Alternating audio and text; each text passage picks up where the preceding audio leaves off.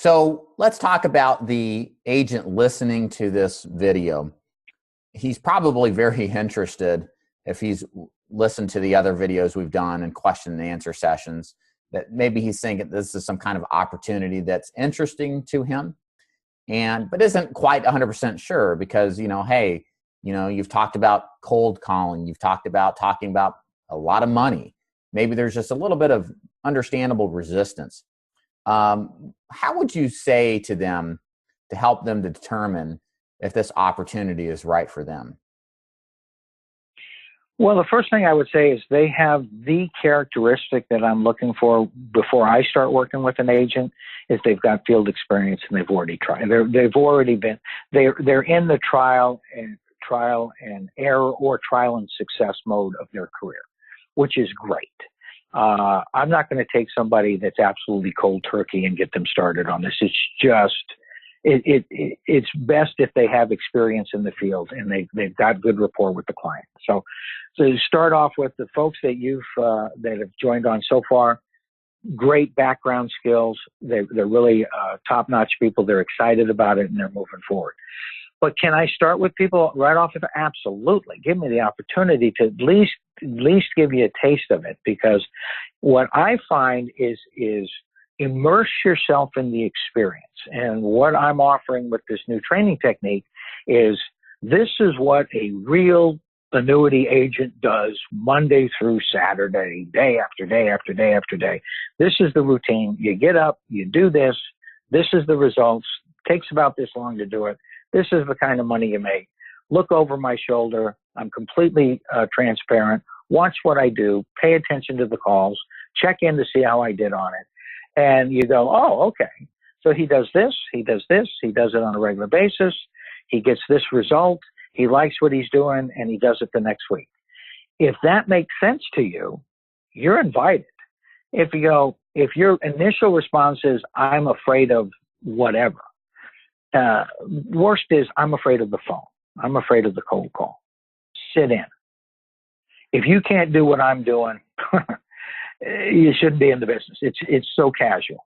Once you get used to it, once it becomes second nature, I don't have a script in front of me. When I sit down to make my phone calls, just as an example, I do one thing.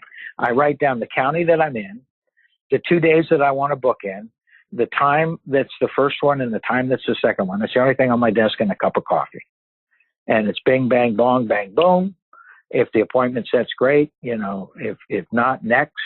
And so the whole experience that we're offering is you see from start to finish with follow-up. And then I also, because I like agents, and I just like insurance agents, people that go out and like to be their own boss and like the independence of this career. I like talking to them. We have a lot in common. And I'll call up and follow up. I have to admit that if I'm talking to an agent, I don't remember their client's name. But if they have a particular type of business, I can tell you exactly how much money is in the account and what type of money it is. So when I talk to an agent, I said, so how's the $95,000 and the whole life policy coming along? That's my conversation. That's how I remember that client. Or, hey, what's the lady in Texas with the $160,000 IRA that's about to drop off the tree? Are you ever going to go back? I remind you and keep you going. And because I know where business is, there are a lot. What I've been talking to agents is they've got a lot of business and they just don't know it yet. We're finding an awful lot of business in the portfolios of people that go out and write final expense. So it's really exciting. I'd like to see them jump in. So let's talk about one of those cases where we have actually just what you described happen. So we've been working mutually with Jeremy for the last, maybe no more than 2 months, 3 months tops.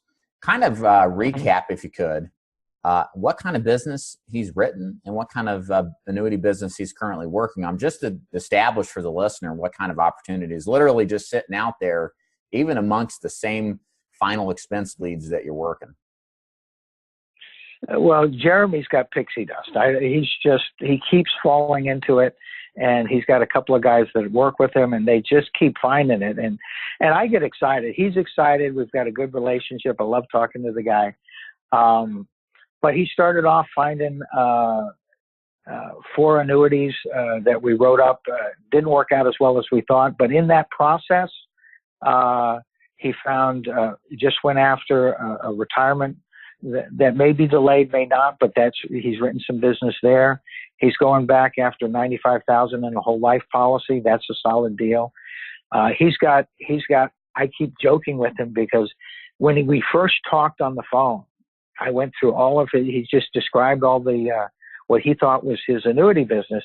And he had this one great big grapefruit that was hanging off the grapefruit tree, waiting for somebody to pick it. It's a lady with substantial amount of money that's under management, but the big grapefruit is a $160,000 individual retirement account. And I keep telling him, why don't you pick it?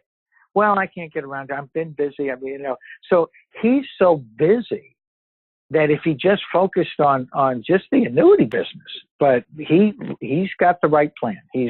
What's working for him, he keeps it working. And then in between his final expense business, he goes out and he plucks these low-lying fruits. And it's working out great for him. And it's really been a pleasure to work with him as well.